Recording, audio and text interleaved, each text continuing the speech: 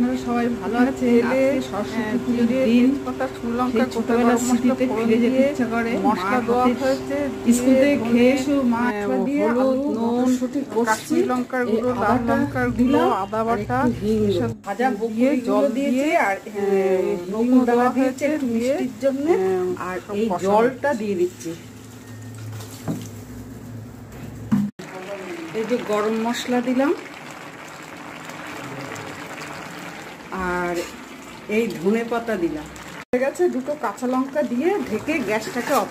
এই যে একটা ফুলের যে চাটনি করব তার জন্য ভাজা মশলা, তেজপাতা, শুকনো লঙ্কা, গোলমরিচ, ধনে, জিরে আর 5 ফোড়ন। ফুলটাকে তেল, সর্ষের তেল দিয়েছি, দিয়ে ভাজছি।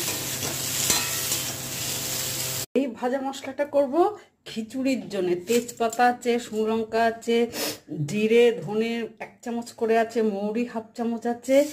আর এইবার গুড়ে একটুখানি 1/2 কাপের মতো জল দেওয়া হয়েছে। নকুল 3 রকম দেওয়া হয়েছে, নকুলদানা আর মিছরি।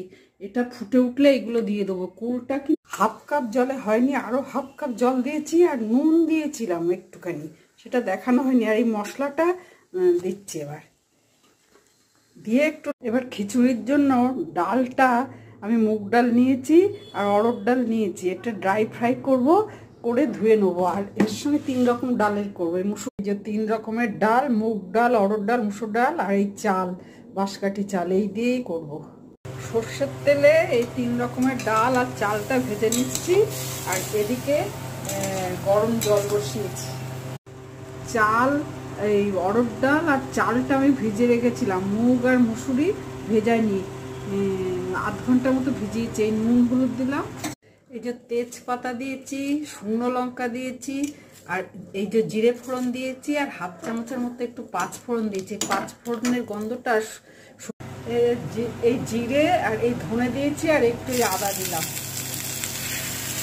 এবার এতে আছে মটরশুঁটি, ধনে পাতা আর এই যে ভাজা মশলাটা করেছিলাম, এই যে নিচের দিকে এই ভাজা মশলাটা, এতে একটু জল দিয়ে রেখেছিলাম বলে। এই যে ফোড়নটা দিয়েছি যেটা কষেছিলাম তেলে, আর এই গুড় দিয়েছি আর একটু গরম মশলা দিয়েছি।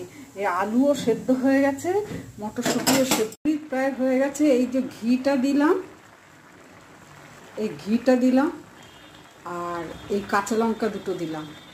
এই যে আজকে আমাদের খিচুড়ি, পাঁপড় ভাজা আর ব্রোকলি আলুর তরকারি কষা কষা আর এই কুলের টক।